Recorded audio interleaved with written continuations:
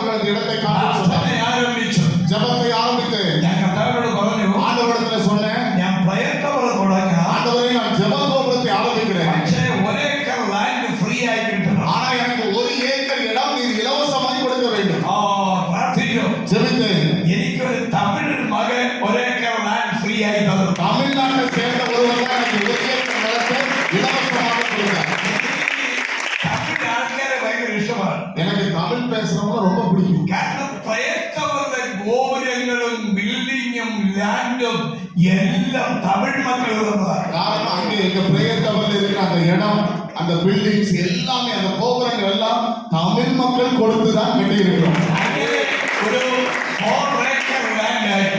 அப்படி அந்த 1 ஏக்கர் ஆரம்பத்தில் வந்தது, அடுத்து 4 ஏக்கராக அதிகரித்தது. வீண்டும் எக்ஸ்டெண்ட் செய்துகொண்டிருக்கிறோம். நாங்கள் இன்னும் அதை பெருக்கிக் கொண்டே இருக்கிறோம். அவே தெய்வம் மிரக்கிள்ஸ் அண்ட் மிரக்கிள்ஸ் செய்யும். ஆண்டவர் அற்புதத்தின் மேல் அற்புதங்களை செய்து கொண்டிருக்கிறார். അവിടെ വന്ന് പ്രാർത്ഥിച്ചു പോകുന്ന എല്ലാവരുടെയും മിനിസ്ട്രി ദൈവം ചേഞ്ച് ചെയ്യും. அங்கே வந்து ஜெபித்து கடந்து போகிற எல்லாருடைய ஊழியத்தையும் கர்த்தர் பெரிய மாற்றத்தை கொண்டு வருகிறார். ദൈവം അത്ഭുതങ്ങളെ ചെയ്യും. ஆராதிக்கிற தேவன் அற்புதங்களின் தேவன்.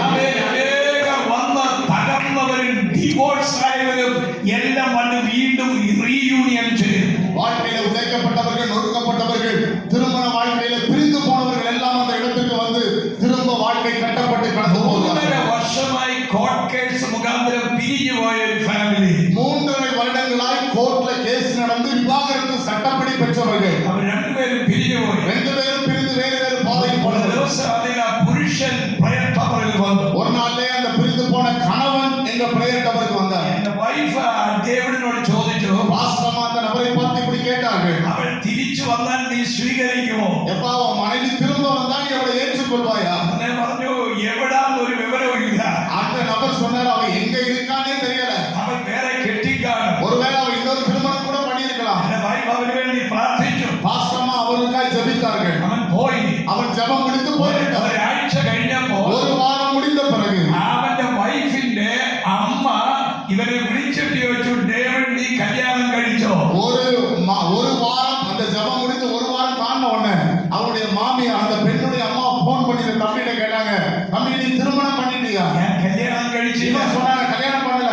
നിനക്ക് വീണ്ടും ഇഷ്ടമുണ്ടോ? அவங்க அந்த அம்மா கேட்டாங்க, திரும்பவும் இந்த பெண்ணை நீ விரும்புகிறாயா? അവൻ പറഞ്ഞു, ഐ വിൽ കം. அவன் சொன்னான், நான் வர்றேன், ഞാൻ അവളെ സ്വീകരിക്കും. நான் அவளை ஏற்றுக்கொள்கிறேன்.